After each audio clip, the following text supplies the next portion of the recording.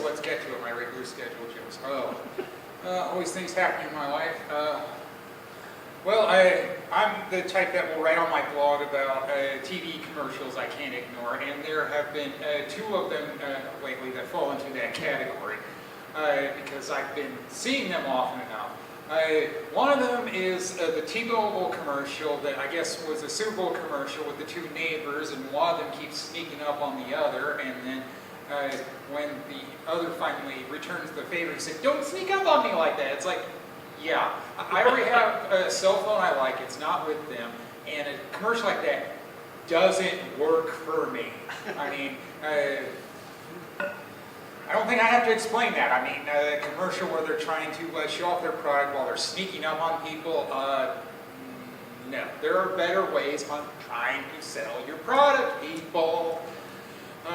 And then the other one, I'm always wondering if there's a problem with my TV. Why is that? Because it's a local commercial with no sound. It's from the Luther car dealership group, and it just shows their smartphone app. And it's like, well, I sometimes know the difference between a TV and a radio commercial where sometimes they have the same one and then they have to announce, "Hi, I'm such and such person," because of course it's not as obvious on the radio as it is on TV. And it's like, yeah, why don't they do that with the smartphone app, saying, "Hey, we got a smartphone app." And it just seems like that they're going about it the wrong way. I mean, if they want to stand out, there are better ways of doing that. There are other Luther car commercials that have sound on them. I don't know why they felt the need to not have sound on that one. Movies, yeah. Still a big part of how I stay occupied over the weekends lately.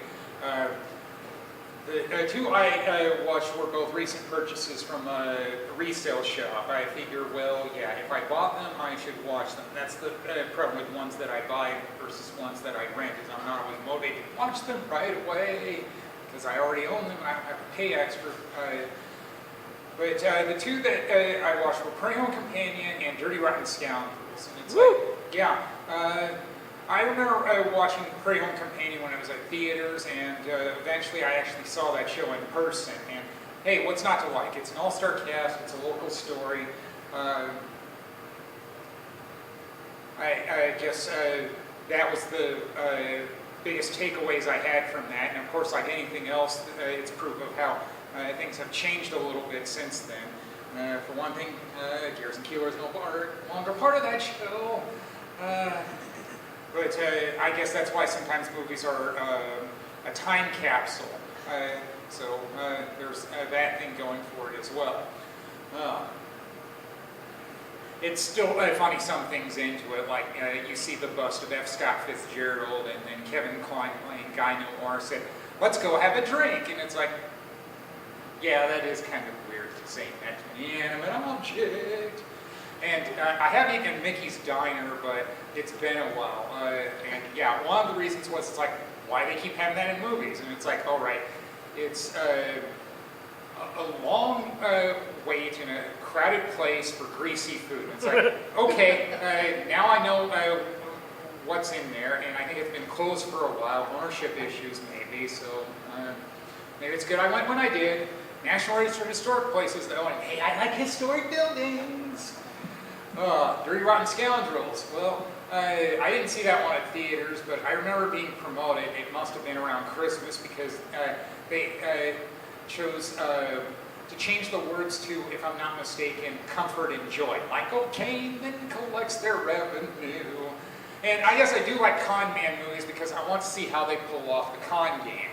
And I know there have been different con man movies over the years. I know this is what I would think is the typical one because you've got comedian Steve Martin in it, so it's a little funnier than the others. I've even seen the one called The Grifters. Yeah, that's a little more serious of a con man movie because that's another word for con man. And then, of course, there was The Sting. Yeah, I'm thankful I finally saw that one. What I liked was it kept me guessing. It's like, is it over yet? Nope.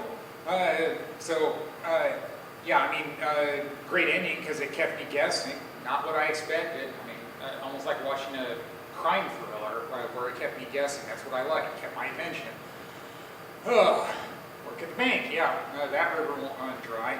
I overnight 2 boxes of checks to Fargo. It's like, good, they took ownership of it. I mean, I know I spoke about that last week about comparing myself to Dick Cheney about cleaning up other people's messes. It's like, okay, hopefully that's the last mess I have to clean up for them for a while. That's the nice thing about having those tracking numbers is it's like, oh, good, it got there. I don't have to worry about it anymore. And then, since I work at a bank, I noticed that a comic friend of mine posted on Facebook about how, hey, it sounds pretty cool, pretty easy to run a bank. You just take money from people. And it's like, I had to tell them, well, banks operate under charters. It's probably easier to be a con artist than a banker. And that's even what people told him in the comments. It's like, yeah, that sounds more like a Ponzi scheme on what you'd like to do is just take money from people. Anyone heard of Bertie Madoff? Anybody still remember him? So there was that. I started hearing more about my class union on Facebook. Now it sounds like it was a really smart move for me not to go. Not just because my heart wasn't in this one, because of the mixed feelings about being at the first 5. Also because one classmate who was at their union said she ended up getting COVID, probably from their union. It's like, yeah, it didn't occur to me that it might be a super spreader. I like how I haven't gotten sick yet. I've been careful because I don't want to get sick. My day off, I still did things. Listened to somebody's sob story about how they needed money to get to a food bank. I slept. I watched Jeopardy. First time I am Bialik as host. I knew one of the answers that other people didn't about a zodiac sign. So yeah, it was pretty cool. Nice mind exercise. So I'll try to watch it more often on a day off. So there you have it. That's what I've been doing. You've all been great. Woo!